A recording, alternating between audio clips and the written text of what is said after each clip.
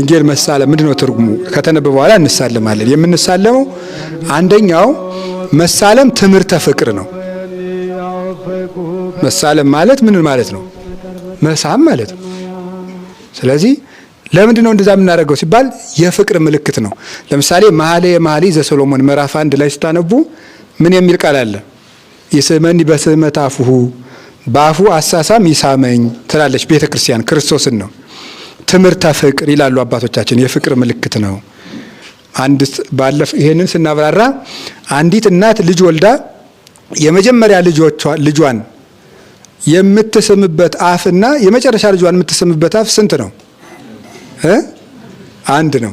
እንደዚሁም ሁሉ እግዚአብሔር አባቶችን የጎበኘበት ረድኤትና እኛን የሚጎበኝበት ረድኤት ምንድን ነው? አንድ ነው። ስለዚህ ያፈቅረን በፍቅረ ልቡ የተናገረን በነገረ ቃሉ ሲል ነው ብለው የተረጉሙታል አባቶች። አብርሃም ይስሐቅን ያዕቆብን በወደደበት ልቡ ሳይለውጥ እኔንም ይወድበታል፣ እኔንም ይወደኛል ስትል ነው ይላሉ ቤተክርስቲያን። ስለዚህ ስንሳለም ትምህርተ ፍቅር ነው። ምን ማለት ነው ብለው የተረጉሙታል አባቶች። በዚች የፍቅር የአንድነት ሕግ በሆነች በዚች ወንጌል አንድ እንድንሆን አድርገን ማለት ነው። አንድ እንድንሆን አድርገን በዚች የፍቅር የአንድነት ወንጌል አንድ እንድንሆን አድርገን ማለት ነው።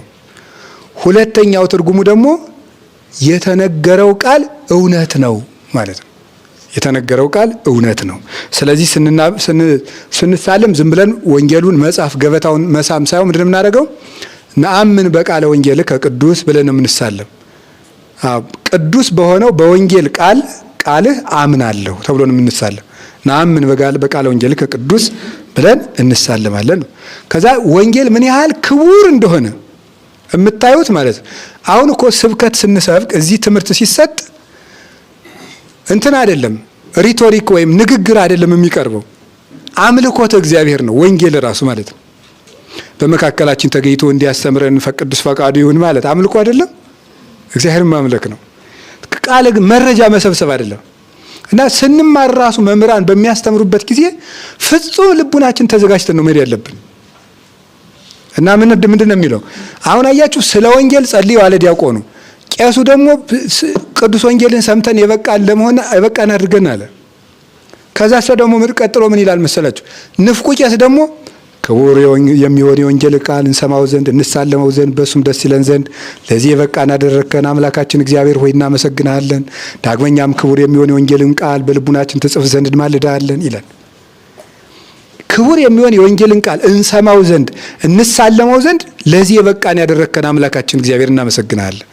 ዳግመኛም ደግሞ ምክንያቱም ይሄንን ወንጌል ሰምተው ለመሳለም እነ ኢሳይያስ ተመኝተው በመጋዝ ተሰንጥቀው ቀሩ እንጂ አልደረሱም። አባቶቻችን ፈልገው አልደረሱም። አሁን እኔ ለእናንተ የምናገረውን ይሄንን ብስራት ለመስማት ፈልገው ነበር አባቶቻችን፣ የለም አልደረሱም። ስለዚህ ምን ያደርጋል? እንሰማው ዘንድ እንሳለማው ዘንድ በሱም ደስ ይለን ዘንድ ለዚህ በቃን። ዳግመኛም ክቡር የሚሆን የወንጌልን ቃል በልቡናችን ትጽፍ ዘንድ እንማልድሃለን። እግዚአብሔር የምንሰማውን ወንጌል በልባችን ይጻፍልን።